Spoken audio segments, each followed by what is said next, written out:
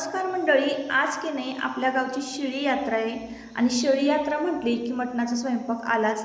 तर आज ना आपल्याला 50 ते 60 माणसांचा मटणाचा स्वयंपाक करायचा आहे. त्यासाठी ना मी इथं पातेल्याला बूड घेते. पातेल्याला बूड घेताना की नाही मी थोडंसं डिटर्जंट त्यामध्ये मिक्स करते, म्हणजे पातेलं कितीही काळं झालं तरी अगदी कमी कष्टात स्वच्छ होतं.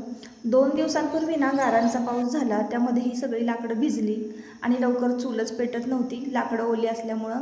त्यानंतर अंदाज आला, म्हटलं ह्या बारक्या पातेल्यात काही भात होणार नाही, मोठं पातेलं ठेवलं चुलीवर आणि तांदूळ घातले. आता इथं माझ्याकडनं एक चूक झालेली आहे.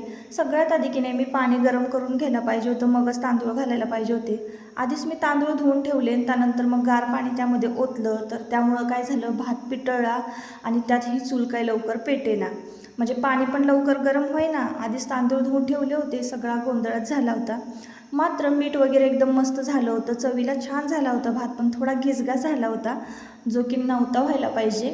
आणि मग त्यानंतर ना कसं तरी करून माझ्या मदतीला ना साहिल दादा आला. त्यानं आणि आम्ही दोघांनी मिळून कशी तरी ती चूल पेटवली. तर सकाळपासून ना माझी धावपळ चालली होती. वाघ्या बघत होता आणि त्याला प्रश्न पडला असेल नक्की चाललंय तरी काय हिचं. इथं मी कांदा कट करून घेतला आणि लगेच भाजायला घेतलेला आहे. आज आपल्याला मस्तपैकी पातळ रस्सा आणि सुक्कं मटण परतायचं आहे. तर त्यासाठी ना इथं मी वेगवेगळा वाटण वाटून घेतलेलं आहे. लसूण वाटून घेतलं, आधी खोबरं वाटून घेतलं, नंतर आलं घेतलं वाटून, असं वेगवेगळं वाटलेलं आहे, कारण प्रमाण जास्त आहे स्वयंपाकाचं आणि मिक्सरचं भांडं छोटं पडत होतं.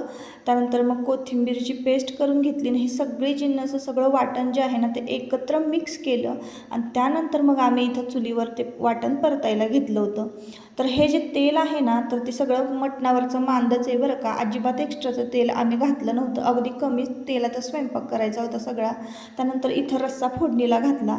तुम्ही पाहत असाल रश्श्याला किती छान तर्री आलेली आहे. जर तुम्हाला आपला कांदा लसूण मसाला हवा असेल तर मी तुम्हाला ना वरती स्क्रीनवर नंबर देते, तुम्ही कॉन्टॅक्ट करू शकता. इथं जगभरातले मी कुठलेच मसाले वापरले नाही, फक्त आपला कांदा लसूण मसाला वापरलेला आहे.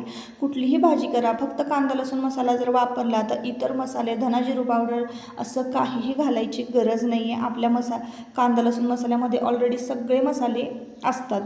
तर इकडं ना सुक्कं मटण मी परतून घेते. इतकं छान आणि टेस्टी झालं होतं, कलर तर तुम्ही बघू शकता.